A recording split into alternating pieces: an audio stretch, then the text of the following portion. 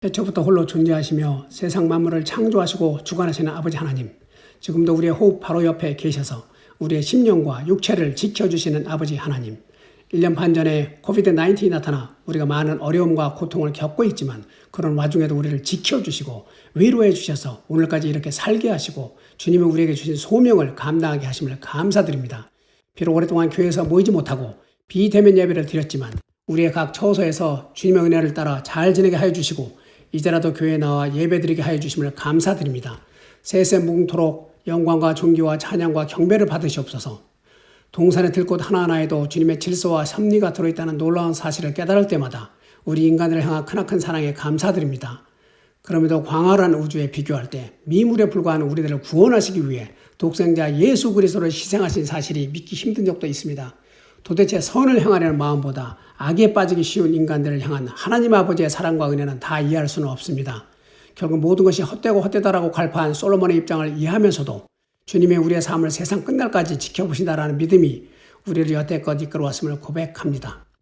나의 길을 지켜주시는 하나님 아버지, 나의 길이 주님의 길이며 나의 의견이 주님의 의견이라고 교만하게 생각하며 살아왔음을 고백합니다. 어리석은지도 모르고 자가당착에 빠져 옳고 그름을 분간할 줄 모르고 오로지 자신의 이익을 추구하며 살아왔음을 고백합니다. 사도 바울의 고백이 우리의 고백이 되었습니다. 마음과 육신이 합의점을 찾지 못하는 모순적인 인간이 되었습니다. 주여, 우리의 지난날의 모든 허물과 죄를 용서하여 주소서. 주님의 길을 우리가 따라가며 그것이 우리의 길이 되게 하소서. 주님의 생각대로 우리의 생각이 닮아가게 하소서. 교만함 대신에 겸손함을, 불평 대신에 마음의 화평을, 자신의 이익만을 추구한 대신에 주님의 나라와 의의를 구하는 우리가 되게 하소서. 주님의 사랑이 우리 안에 있어 주님의 화평과 공의와 사랑과 은혜를 갈망하게 하소서. 나의 자녀이 주님의 사랑으로 넘치게 하소서. 우리에게 능력 주시는 주 안에서 모든 일을 할 수 있는 믿음에 앞서 항상 우리가 주 안에 있게 하소서.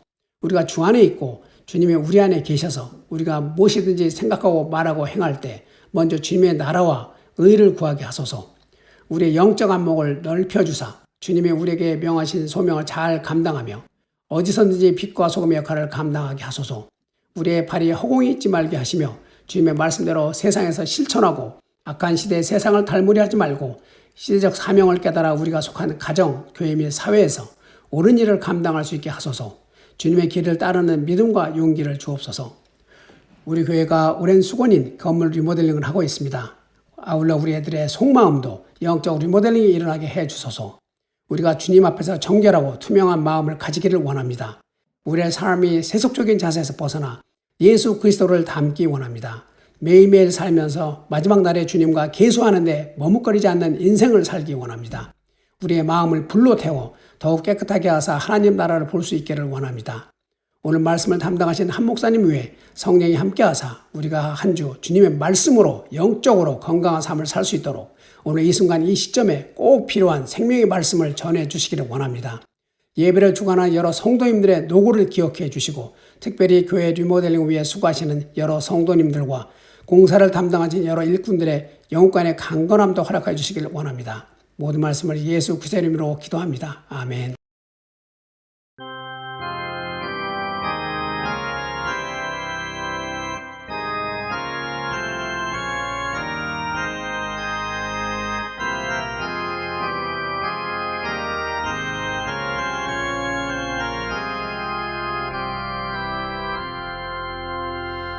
우리 하나님 하늘에 계시는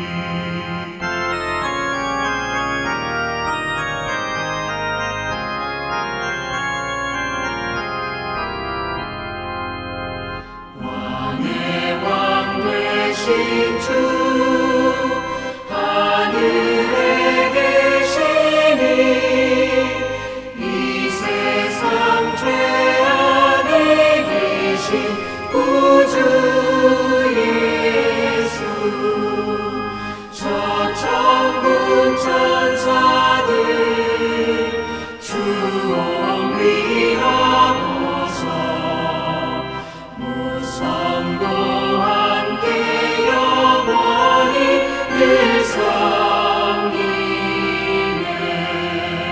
성삼위일체께 승리한 무리들 다 기쁨 소리 높여서 감사드려 창조주 하나님 내 주님 되시니 주 앞에 나도 엎드려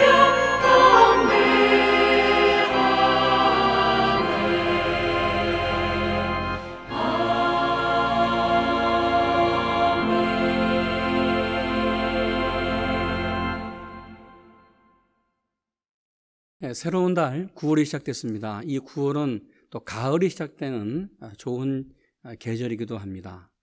예배하는 모든 분들에게 하나님의 말씀, 성령의 역사가 충만하게 임하시기를 축원합니다.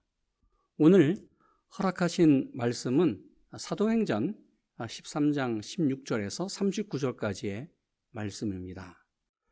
긴 말씀인데 같이 한번 말씀을 여러분 나누어서 읽겠습니다. 제가 13절 읽습니다.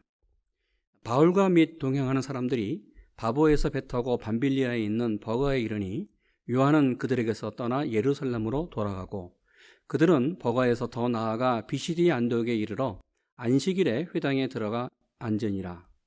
율법과 선지자의 글을 읽은 후에 회당장들이 사람을 보내어 물어 이르되 형제들아 만일 백성을 권할 말이 있거든 말하라 하니 바울이 일어나 손짓하며 말하되 이스라엘 사람들과 및 하나님을 경외하는 사람들아 들으라.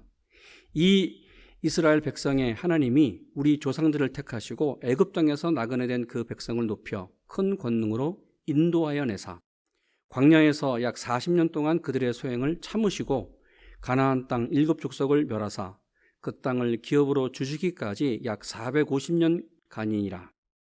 그 후에 선지자 사무엘 때까지 사사를 주셨으니 그 후에 그들이 왕을 구하거늘 하나님이 베냐민 지파 사람 기스의 아들 사울을 40년간 주셨다가 패하시고 다윗을 왕으로 세우시고 증언하여 이르되 내가 이새의 아들을 만나니 내 마음에 맞는 사람이라 내 뜻을 다 이루리라 하시더니 하나님이 약속하신 대로 이 사람의 후손에서 이스라엘을 위하여 구주를 세우셨으니 곧 예수라. 그가 오시기에 앞서 요한이 먼저 회개의 세례를 이스라엘 백성에게 전파하니라. 요한이 그 달려갈 길을 마칠 때에 말하되 너희가 나를 누구라 생각하느냐? 나는 그리스도가 아니라 내 뒤에 오시는 이가 있으니 나는 그의 발에 신발끈을 풀기도 감당하지 못하리라 하였으니 형제들아 아브라함의 후손과 너희 중 하나님을 경외하는 사람들아 이 구원의 말씀을 우리에게 보내셨거늘 예루살렘에 사는 자들과 그들 관리들이 예수와 및 안식일마다 외우는 바 선지자들의 말을 알지 못하므로 예수를 정죄하여 선지자들의 말을 응하게 하였도다. 죽일 죄를 하나도 찾지 못하였으나 빌라도에게 죽여 달라 하였으니 성경의 글을 가리켜 기록한 말씀을 다 응하게 한 것이라. 후에 나무에서 내려다가 무덤에 두었으나 하나님이 죽은 자 가운데서 그를 살리신지라. 갈릴리로부터 예루살렘에 함께 올라간 사람들에게 여러 날 보이셨으니 그들이 이제 백성 앞에서 그의 증인이라. 우리도 조상들에게 주신 약속을 너희에게 전파하노니 곧 하나님의 예수를 일으키사 우리 자녀들에게 이 약속을 이루게 하셨다 함이라. 시편 둘째 편에 기록된 바와 같이 너는 내 아들이라 오늘 너를 낳았다 하셨고 또 하나님께서 죽은 자 가운데서 그를 일으키사 다시 썩음을 당하지 않게 하실 것을 가르쳐 이르시되 내가 다윗의 거룩하고 이쁜 은사를 너희에게 주리라 하셨으며 또 다른 시편에 일렀으되 주의 거룩한 자로 썩음을 당하지 않게 하시리라 하셨느니라. 다윗은 당시에 하나님의 뜻을 따라 섬기다가 잠들어 그 조상들과 함께 묻혀 썩음을 당하였으되 하나님께서 살리신 이는 썩음을 당하지 아니하셨나니 그러므로 형제들아 너희가 알 것은 이 사람을 힘입어 죄사함을 너희에게 전하는 이것이며 또 모세 율법으로 너희가 의롭다 하심을 얻지 못하던 모든 일에도 이 사람을 힘입어 믿는 자마다 의롭게 하심을 얻는 이것이라. 아멘. 9월 첫 주일 예배하는 모든 분들에게 성령의 역사, 하나님의 말씀이 충만하기를 기도하고 축원합니다. 목사는 매 주일마다 하나님의 말씀을 선포하는 설교자입니다. 제가 92년도에 목사 안수를 받고 약 29년 동안 매 주일마다 설교를 하고 있습니다. 설교를 한 내용들을 살펴보고 설교한 횟수를 살펴보면 주일 설교, 또 금요일 금요 예배, 새벽기도 설교, 또 신방 설교, 또 구역 예배, 사도회 예배 설교, 여러 가지 설교들을 보면서 셀 수 없는 설교를 한 것을 알게 됩니다. 이 많은 설교 중에서 제가 정말 잊지 않는 설교가 하나 있습니다. 그것은 제가 첫 번째로 설교를 했던 그 설교입니다. 왜요? 첫 설교는 정말 긴장되는 설교입니다. 기도하면서 말씀을 준비하고 떨리는 마음으로 예배 시간에 성도님들에게 또 말씀을 선포합니다. 성령을 의지해서 설교를 하지만 그 첫 번째 설교는 처음 설교하는 것이 얼마나 그 당시에 떨렸는지 지금도 그 느낌이, 그 모습이 생생하게 기억이 됩니다. 그렇다고 매주일 말씀을 선포하는 이 설교에 기도 없이, 긴장 없이, 떨림 없이 정말 떨리지 않는 마음으로 말씀을 선포하지는 않습니다. 여러분, 매 주일마다 선포되는 이 설교, 하나님의 말씀, 설교하는 설교자는 언제나 긴장되고 기도하면서 정말 두렵고 떨림으로 하나님의 말씀을 대언하고 있습니다. 제가 몇 개월 전에 어느 장로님과 예배에 대해서 서로 말씀을 나누면서 그 장로님이 저에게 이런 질문을 했습니다. 목사님은 설교에 대해서 준비를 하시는데 매주일 설교하실 때마다 어떤 마음으로 설교를 하시나요? 제가 여기에 이렇게 대답했습니다. 네, 장로님. 저는 매주일 설교단에 설 때마다 이 설교는, 이 말씀은 제 생애에서 혹 마지막 설교가 아닐까, 그런 마음으로 정말 기도하면서 신중하게 또 하나님을 전적으로 의지하면서 설교를 합니다. 그러면서 저는 이렇게 기도하면서 설교를 했습니다. 내 인간의 말이 아니라 설교를 준비하고 말씀을 기도하면서 준비했지만 내 말이 아니라, 인간의 말이 아니라 하나님께서 성령의 역사로 성령이 불어주시는 피리가 되기를 원합니다. 하나님, 부족한 사람을 통해서 하나님 말씀하여 주시기를 원합니다. 그런 마음으로 설교를 합니다. 라고 말씀을 드린 적이 있습니다. 제가 목사 안수를 받고 1992년도 5월 첫 번째로 설교한 설교 제목, 그리고 말씀이 아직도 기억이 됩니다. 92년도 5월에 베드로전서 3장 1절에서 4절까지의 말씀을 들고 신령한 단장, 영적인 신령한 단장으로 살자라는 말씀을 나누었습니다. 그리고 제가 대성교회 2007년도 4월 1일 첫 주일 부임에서 제가 첫 번째로 설교한 그 말씀이 사도행전 13장 1절에서 3절 말씀을 중심으로 안디옥 비전이라는 제목으로 말씀을 증거했습니다. 여러분 혹시 이 설교를 기억하시나요? 저는 제 사역에서 특별히 대성교회에 와서 첫 번째 설교를 기억하면서 오늘 사도행전 13장 말씀이 계속 이어져 가는 것을 보면서 늘 감격하고 하나님 앞에 감사하고 있습니다. 오늘 본문은 성경에 기록된 사도 바울의 공식적인 첫 번째 설교입니다. 그 내용이 17절에서 41절까지 말씀입니다. 13절을 보시면 전에 말씀을 함께 나눴습니다. 마가 요한이 바나바와 바울과 함께 안디옥에서 세계 선교 여행을 떠났습니다. 그런데 마가 요한은 이 두 사람과 헤어져서 예루살렘으로 돌아가고 바나바 바울이 소아시아 내륙 지방으로 들어가면서 비시디의 안디옥 도시에 들어갔습니다. 바울이 안식일에 회당에 들어가서 입을 열어 말씀을 선포했습니다. 우리가 매주일 듣고 있는 이 사도행전 안에는 우리가 기억해야 되는 정말 교회 역사에서 성경에서 중요한 설교들이 있습니다. 그것은 첫 번째 설교라는 것이지요.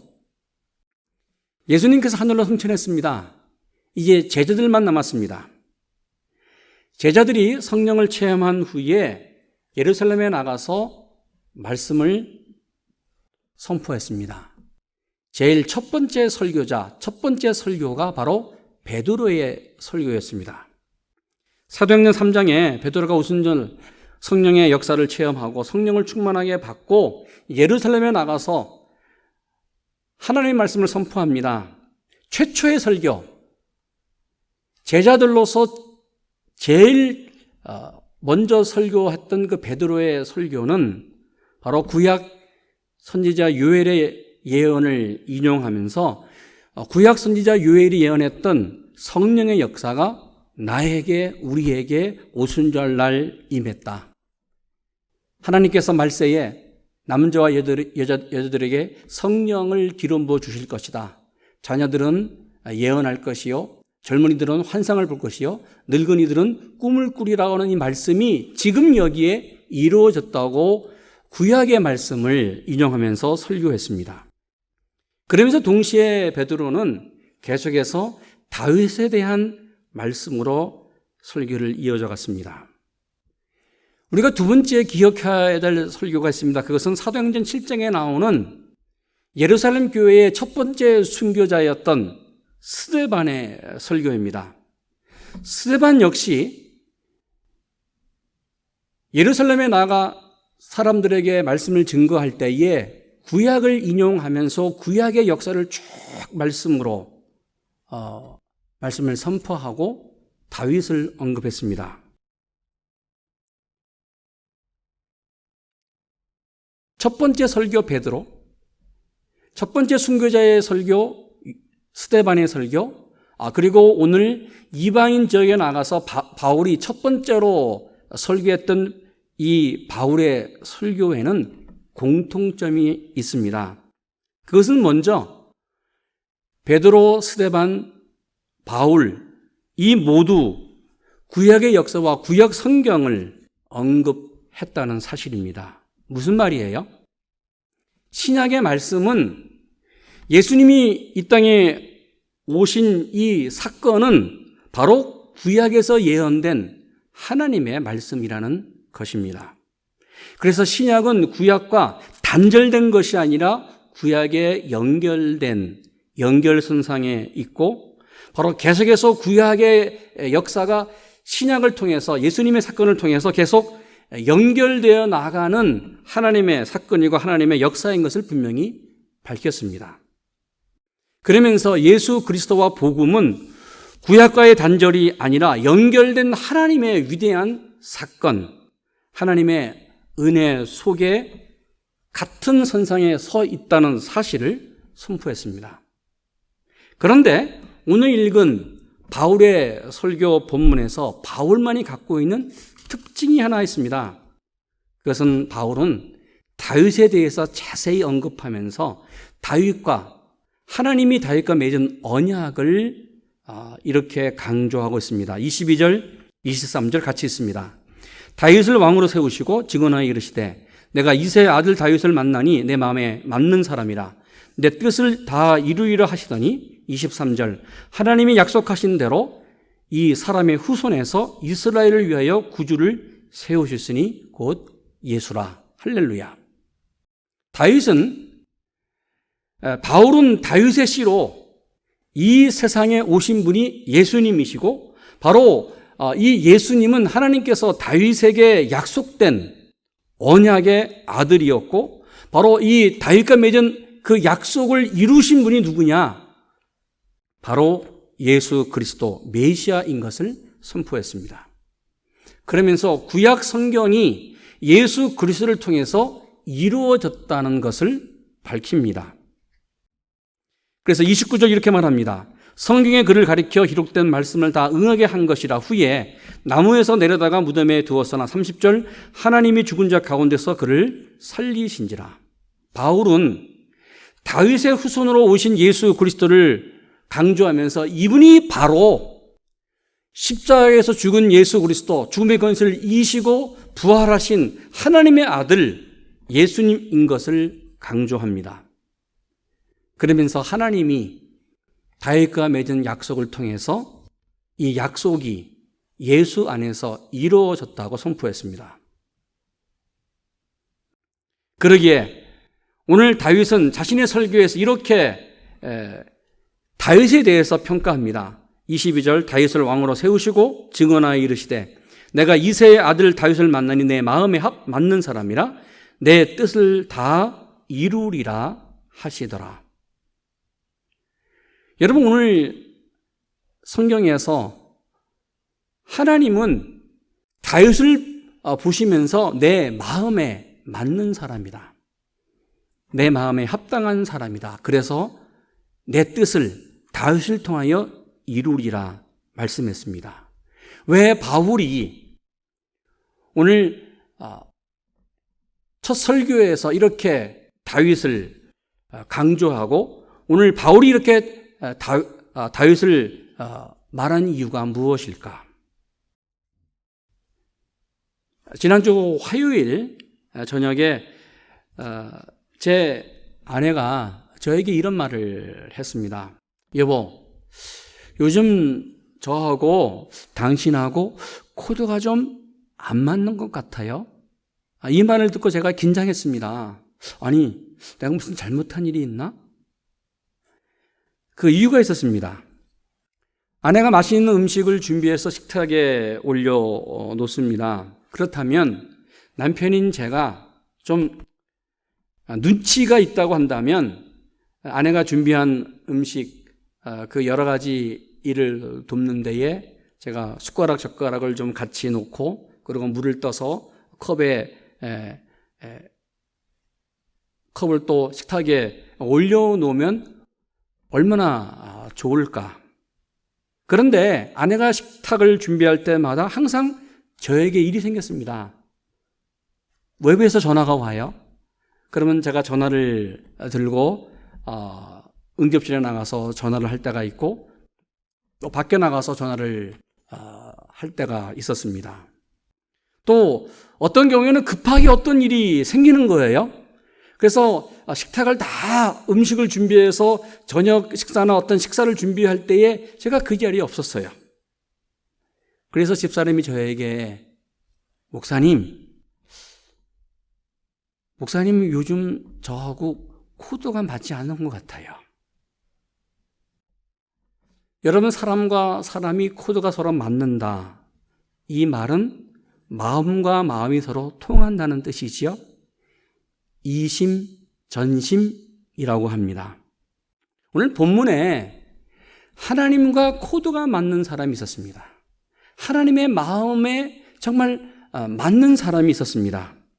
그래서 다시 이렇게 22절 말합니다. 다윗을 왕으로 세우시고 증언하여 이르시되 내가 이새의 아들 다윗을 만나니 내 마음에 맞는 사람이라. 하나님이 보시고 다윗을 보시고 이렇게 말했습니다. 다윗, 나와 코드가 맞아. 내 마음에 맞는 사람이야. 그러면서 하나님은 이 다윗을 보면서 내 뜻을 다윗을 통하여 다 이루겠다. 왜 하나님께서 다윗에게 나와 코드가 맞고 내 마음에 맞는 사람이고 내가 다윗을 통하여 내 뜻을 이루겠다고 말씀했을까? 그 이유가 무엇일까? 성경을 보면 이렇게 하나님이 다윗을 보면서 말씀하실 때 다윗이 어린 나이였습니다. 베들레헴 들판에서 양을 치는 목동이었습니다. 그러기에 어린 소년 다윗을 보면서 그 당시 정말 순수한 소년이었기에 또 영성이 아주 맑았기 때문에 그럴까? 예, 그럴 수 있습니다. 그러나 시간이 지나면서 다윗은 왕이 된 후에도 계속해서 하나님의 마음에 맞는 그런 삶을 살려고 노력했습니다. 사실 다윗을 보면 정말 큰 잘못을 저질렀던 사람이었습니다. 용서받지 못할 죄를 졌습니다. 우리가 아는 것처럼 우리 아이 아내 밧세바를 범했습니다. 간음죄를 짓고 이 죄를 은폐하기 위해서 밧세바의 남편 우리야를 전쟁터에 내보내 정말 교묘하게 그를 전쟁터에서 죽입니다. 살인죄를 졌습니다. 이런 추악한 범죄를 하나님께서 다 보았습니다. 그러기에 하나님은 나단 선지자를 다윗에게 보냅니다. 그러면서 아주 강렬하게 정말 강하게 나단 선지자의 입을 통하여 다윗의 죄를 책망하고 경고하고 또 다윗의 죄를 꾸짖습니다. 여기에 다윗은 하나님 앞에서 자신의 죄를 그대로 인정합니다. 사울처럼 변명하지 않았습니다. 부인하지 않았습니다. 자신의 지은 모든 죄를 그대로 인정하면서 하나님, 제가 죄인입니다. 제가 죄를 졌습니다. 철저하게 회개했습니다. 다윗, 늘 하나님의 마음에 그 맞는 사람으로 살아왔지만 한순간에 그 잘못, 인간의 실수, 인간의 욕정으로 자신의 죄를 정말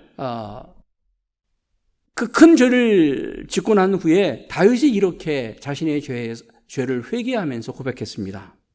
여러분 시편 51장을 한번 펴서 보겠습니다. 시편 51장 2절, 3절, 4절, 7절 이렇게 말합니다. 나의 죄악을 맑게 씻으시며 나의 죄를 깨끗이 제하소서. 무릇 나는 내 죄가를 아오니 내 죄가 항상 내 앞에 있나이다. 내가 주께만 범죄하여 주의 목전에 악을 행하여 싸우니 주께서 말씀하실 때에 의로우시다 하고 주께서 심판하실 때에 순전하시다 하리이다. 7절 우슬초로 나를 정결하게 하소서. 내가 정하리이다. 나의 죄를 씻어주셔서 내가 눈보다 희리이다. 다윗은 철저하게 하나님 앞에 회개합니다. 여러분 보십시오. 2절 나는 내 죄가를 압니다. 나는 내 죄를 압니다. 내 죄가 항상 하나님 앞에 있습니다. 하나님, 내가 죽을 죄인입니다. 그러면서 다윗은 정말 간절히 하나님 아버지께 이렇게 기도했습니다. 9절, 10절, 11절 주의 얼굴을 내 죄에서 돌이키시고 내 모든 죄악을 지우소서. 하나님이여 내 속에 정한 마음을 창조하시고 내 안에 정직한 영을 새롭게 하소서. 나를 주 앞에서 쫓아내지 마시고 주의 성령을 내게서 거두지 마소서. 여러분 다윗은 범죄한 후에 하나님 앞에 회개하면서 그가 간절히 기도한 내용이 있습니다. 하나님, 내 안에 정직한 영을 허락해 주시기 원합니다. 하나님, 저를 하나님 앞에서 쫓아내지 마시기를 원합니다. 하나님, 주의 성령을 내게서 거두어 가지지 마십시오. 내 안에 계시는 성령님 떠나지 마십시오. 간절히 기도했습니다. 여러분, 우리가 예수님을 믿습니다. 주님의 자녀입니다. 하나님의 자녀입니다. 다윗처럼 성령의 감동으로 지금 살고 있습니다. 그런데 우리도 인간이기 때문에 원치 않는 실수, 유혹으로 다윗처럼 죄를 범할 수 있습니다. 넘어질 수 있습니다. 이때 오늘 다윗이 시편 51절 고백한 것처럼 하나님, 내가 내 죄가를 압니다. 하나님, 내가 죄인입니다.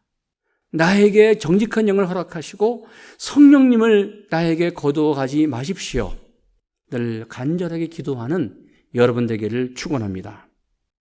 그렇다면 이런 다윗이 하나님과 코드가 맞았던 내용이 무엇이었을까? 왜 다윗에게 도대체 무엇이 있었기에 하나님께서 다윗을 자신의 마음에 맞는다고 말씀했을까? 여러분 아는 것처럼 사무엘상 13장 16장 13절 사무엘이 기름을 불병에 가져다가 그의 형제 중에서 그에게 부었더니 이날 이후로 다윗이 여호와의 영에 크게 감동되니라. 사무엘이 떠나서 라마로 가니라.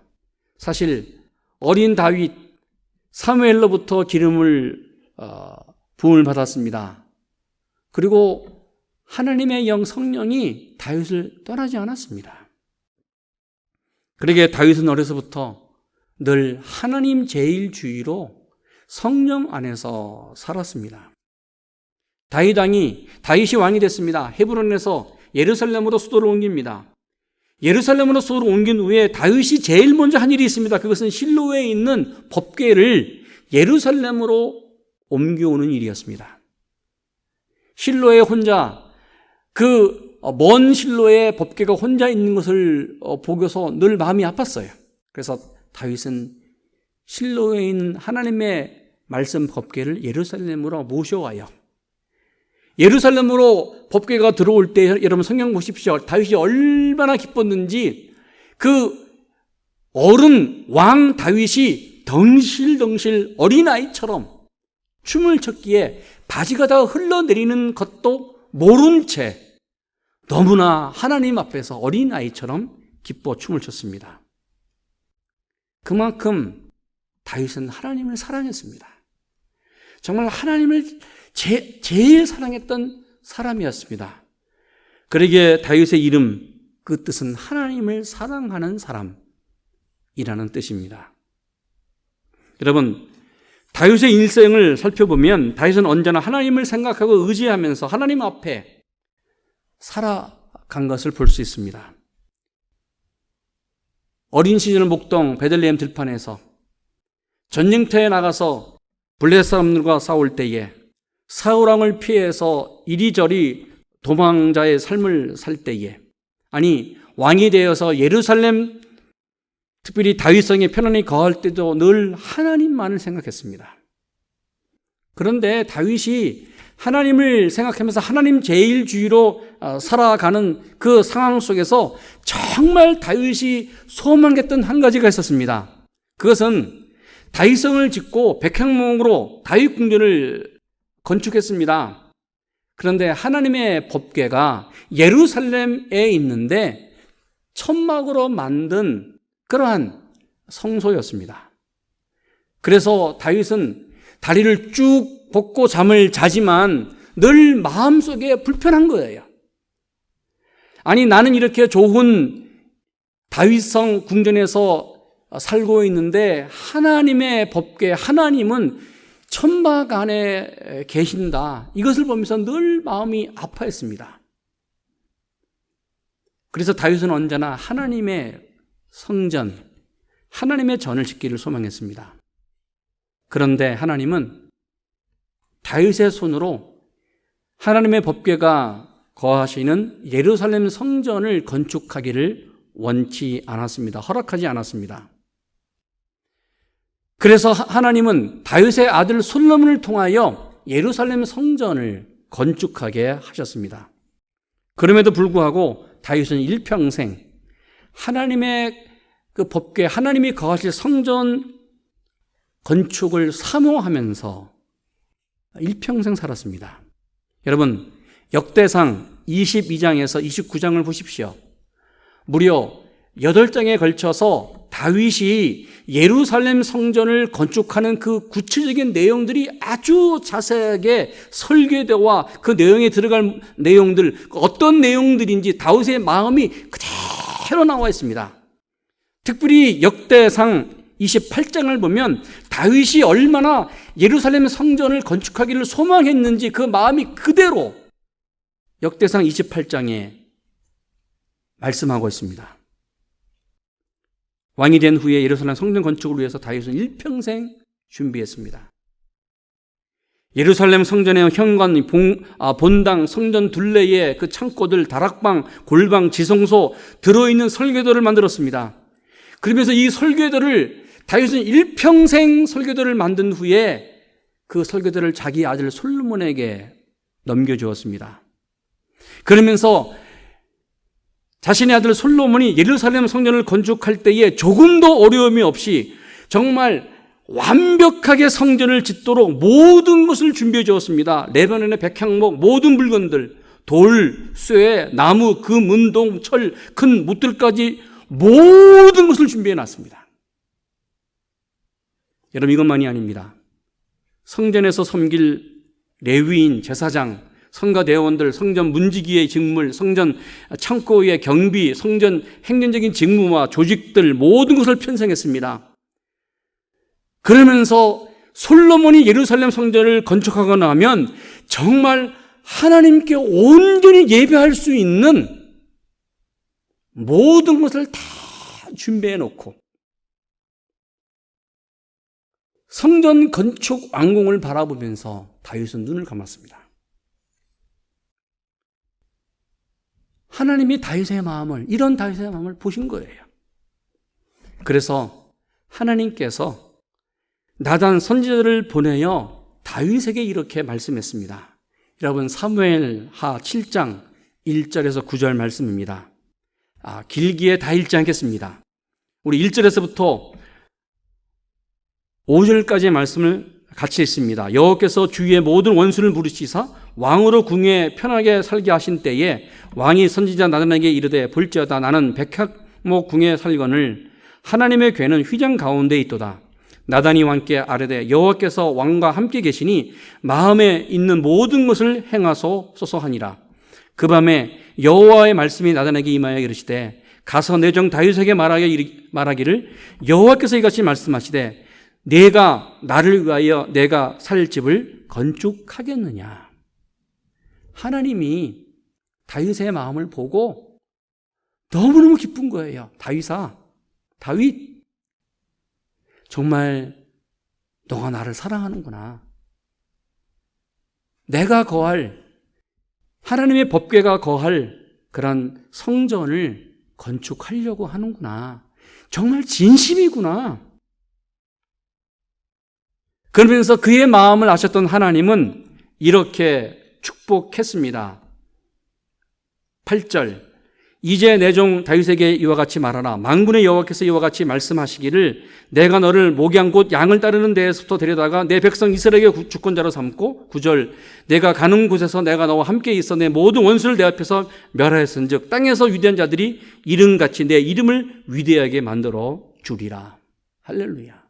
여러분, 하나님이 다윗의 마음을 보신 후에 그 성전에 대해서 너무 사모하고 간절한 마음을 보신 후에 다윗을 축복해 준 거예요. 네 이름을, 다윗의 이름을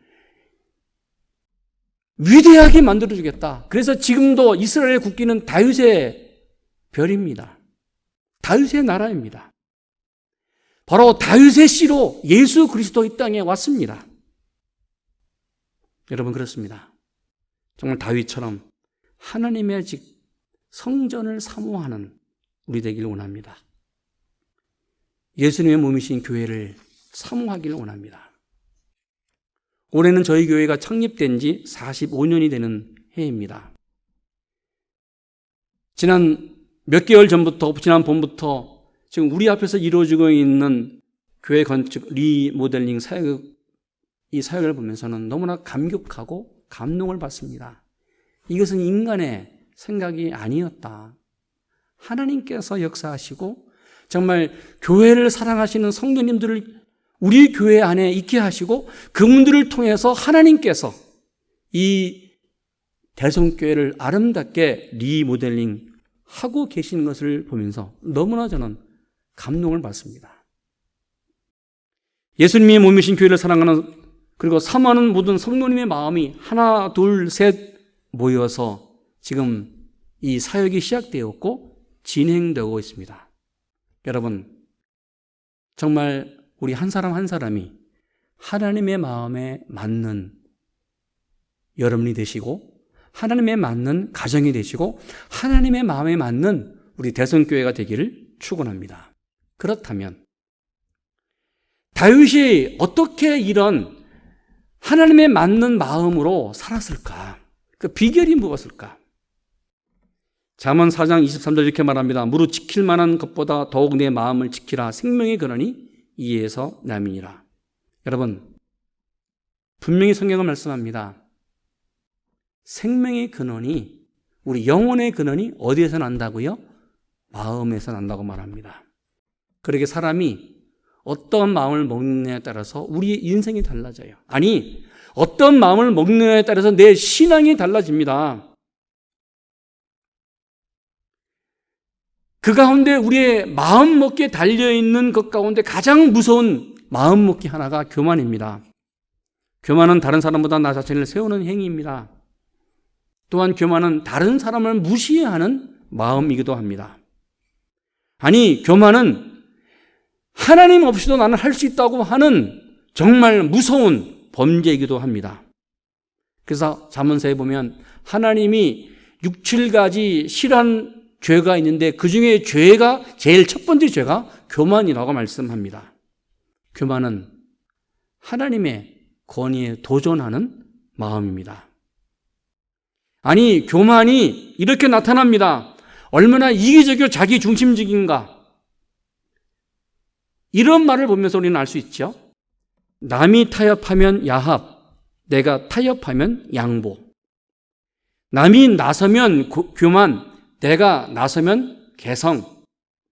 남이 빗나간 사랑을 하면 스캔들, 문제. 내가 빗나간 사랑을 하면 로맨스, 사랑. 여러분, 그렇습니다. 우리도 인간이에게 성령 안에서 산다고 우리가 믿지만 다윗처럼 넘어질 수 있습니다. 범죄할 수 있습니다. 그러기에 성경은 다시 말합니다. 무릇 내 마음을 지키라. 여러분, 관리하라. 계속해서 사단의 유혹에 넘어가지 않도록 홀드하라. 계속해서 성령과 함께 사단의 유혹에서 싸우라. 이 말씀입니다. 여러분, 우리가 이 죄의 유혹에서 어떻게 이길 수 있을까? 다윗은 이렇게 살았습니다. 특별히 시편 대부분이 다윗의 시편인데 오늘 다윗의 영장으로 다윗의 시라고 나오는 시 세 곳이 있습니다. 다윗의 시편을 보면 첫 번째 시편 19장 13절 14절 또 주의 종에게 고의로 죄를 짓게 말게 하사 그 죄가 나를 주장하지 못하게 하소서. 그리하면 내가 정직하여 큰 죄가에서 벗어나겠나이다. 나의 반석이시여 나의 구속자이신 여호와여 내 입의 말과 마음의 묵상이 주께 주님 앞에 연락되기를 원합니다. 다윗은 죄에서 이길 길이 무엇인가? 이 유혹에서 이길 길이 무엇인가? 그것은 내 입의 말과 또 내 마음의 묵상이 주께 연락되기를 원합니다. 다윗은 늘 말씀을 묵상하면서 살았다는 것이죠. 말씀을 읽고 말씀을 생각하면서 살았습니다. 시편 63편 6절 8절 말씀 이렇게 말합니다. 내가 나의 침상에서 주를 기억하사 새벽에 주의 말씀을 작은 소리로 읊조릴 때에 하오리니 주는 나의 도움이 되셨음이라. 내가 주의 날개 그늘에서 즐겁게 부리이다. 나의 영혼이 주를 가까이 따르니 주의 오른손이 나를 붙드시기를 원합니다. 무슨 말이에요? 다윗은 주를 기억하면서 잠을 잤습니다. 아침에 일어나 일찍 새벽에 일어나서 주의 말씀을 작은 소리로 읽은 거예요. 외운 거예요. 그러면서 다윗은 하루를 시작할 때 그 새벽에 하나님의 말씀을 묵상하고 읽고 외우면서 하루를 열었다는 것이지요. 말씀 묵상으로 열었습니다. 여러분, 이것만이 아닙니다. 시편 143편 5절에서 6절 내가 옛날을 기억하고 주의 모든 행하신 것을 읊조리며 주의 손이 행하는 일을 생각하고 주를 향하여 손을 펴고 내 영혼이 마른 때까지 주를 사모하나이다. 여러분, 다윗은 늘 일생을 살면서 자신의 옛날 일을 기억하면서 나를 도와주셨던 하나님, 그러면서 내 모든 인생에 함께 하셨던 그 하나님, 그 말씀 속에서 하나님 앞에 감사하면서 하나님을 생각하면서 말씀으로 살았다는 것입니다. 여러분, 다윗이 주야로 하나님의 말씀을 묵상했다는 말은 다윗이 수도원에 있는 수도사처럼 매일 성령을 앞에 두고 매일매일 큐티를 하고 종교적인 수행을 했다는 말이 결코 아닙니다.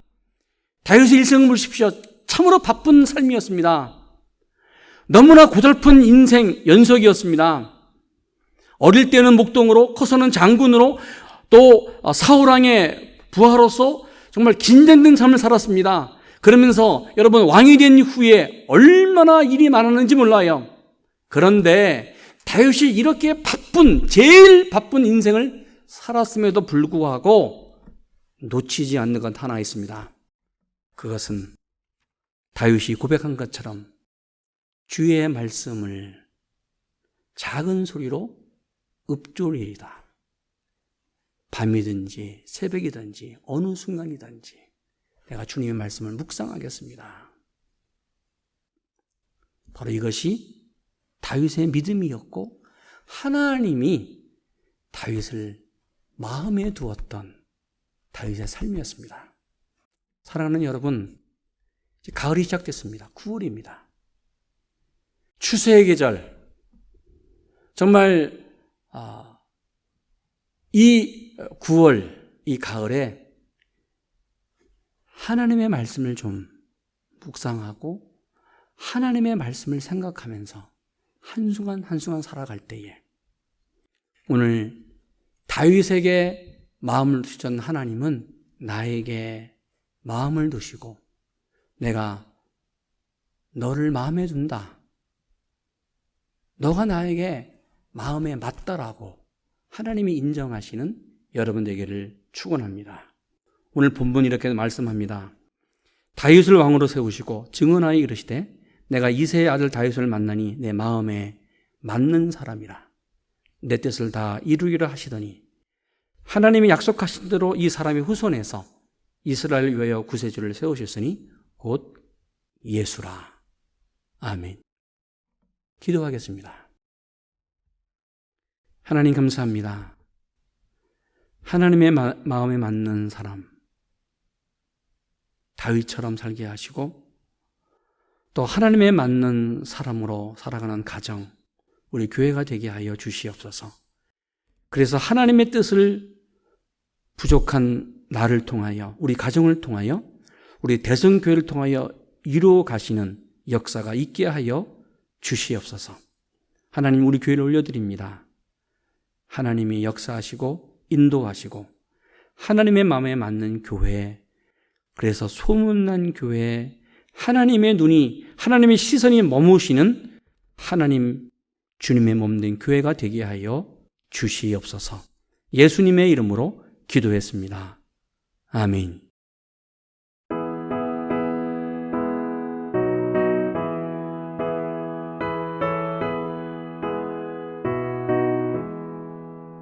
아버지여 나의 마음을 맡아주고 하시고 완악하고 교만한 것 명케 하여 주소서.